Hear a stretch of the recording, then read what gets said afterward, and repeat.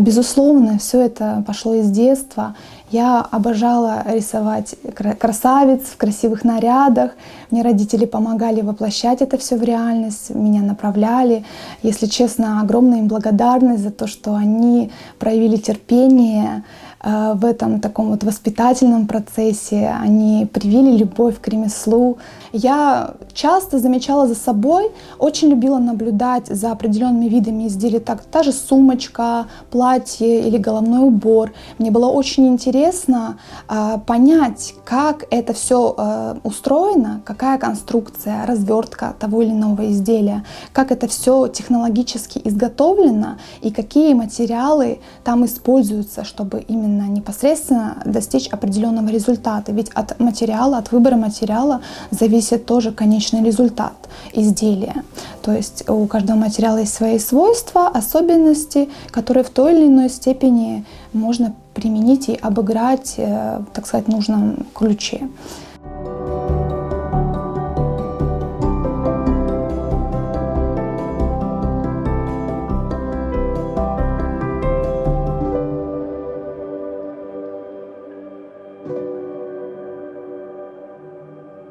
Любовь к орнаменту и непосредственно взаимодействие творческое именно вот в этой сфере, конечно же, началось у меня со студенческих лет.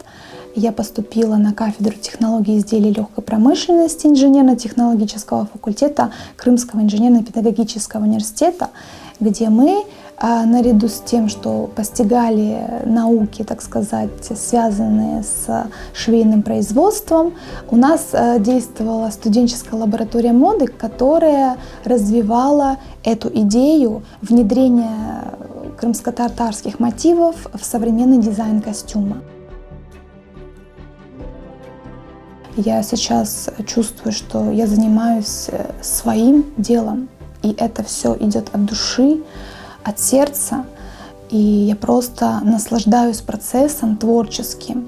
Было бы очень здорово видеть крымскую татарочку просто в будний день, в такой вот обстановке повседневной, и которая как бы несет с собой тот богатый смысл наших культурных достояний. Но, конечно же, это может проявляться в различных каких-то вариациях. В данном случае я, конечно, обращаю внимание непосредственно на одежду, аксессуары. Это может быть и ювелирные украшения, может быть декор в виде вышивки. А в настоящее время для меня крымско-татарская вышивка воспринимается как связь с прошлым и нашим настоящим. И от нас, конечно же, зависит наше будущее. И мы, мастера, стараемся ответственно и с огромным посылом, добрым, развивать нашу культуру, обогащать ее.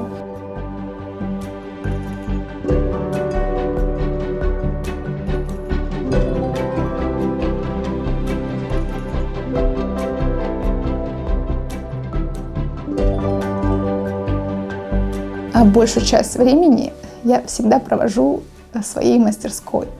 Конечно же, занимаюсь различными видами деятельности, начиная от создания художественных эскизов, проектирования изделий, разработки конструкций, раскрой материалов, влажно-тепловая обработка, межоперационная, пошив технологический, непосредственно технологический процесс вышивки. Я как-то нахожу баланс в этом всем творческом, таком технологическом деле. И, конечно же, это просто так затягивает. Иногда просто в процессе работы теряю счет времени. На данный момент сфер моих интересов очень много. Это как и вышивка машинная, так и ручная вышивка, изготовление аксессуаров, это фесы, сумки. Сумки тоже различных особенностей. Это может быть и вязаная сумка из трикотажной пряжи, это может быть сшитая сумка из эко-кожи, из рамши. То есть вариаций может быть безумное множество, и можно обыгрывать это все не просто сочетанием различных материалов, также и сочетанием различных цветовых каких-то элементов вышивки. Очень мне интересно вязать крючком, очень интересно мне шить, вышивать, плести в технике макраме. В последнее время я начала увлекаться росписью по ткани, красками по текстилю. Благодаря этому интересу к такому виду деятельности художественному появилось много моделей фесов ручной работы с таким вот художественным оформлением, декором, что, конечно же, выглядит очень необычно, по-современному, новому. Но вот такой вот баланс сочетания наших каких-то традиционных моментов, орнаментальных, символических, с современными техниками исполнения. Это техника плетения из проволоки с использованием различных бусин, бисера и каких-то других декоративных элементов, таких как листики и прочие моменты. Вот.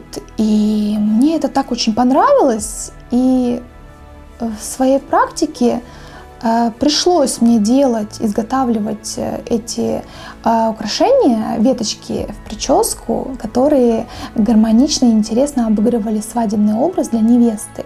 Я подумала, а почему бы не использовать эту технику для декора того же феса или клатча.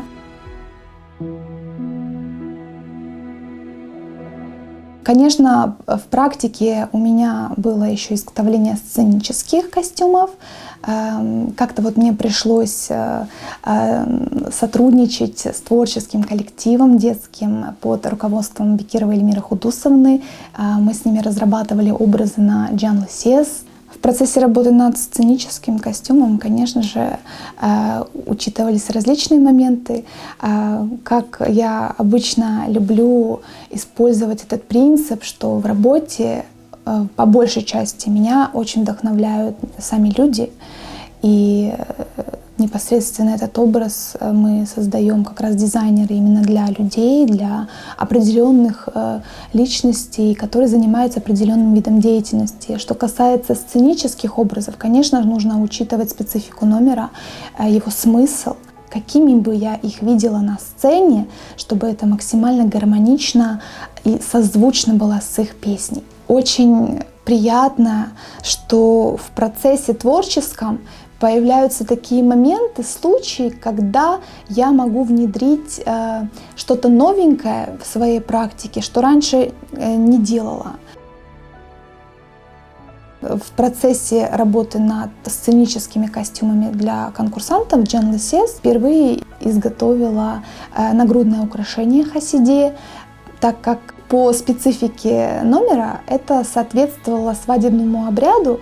Как раз вот гармонично и уместно было использовать его в этом образе.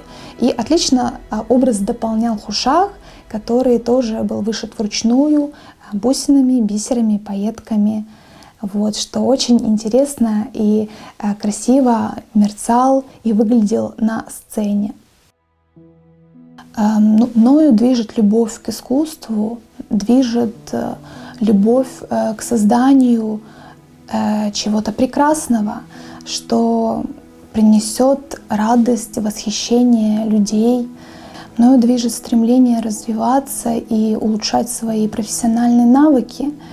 И, конечно же, представление, то, что у меня будет в будущем семья, дети, и я могу передать своим детям все свои знания, умения, которыми набралась в процессе своего творческого пути, это на самом деле очень важно и ценно.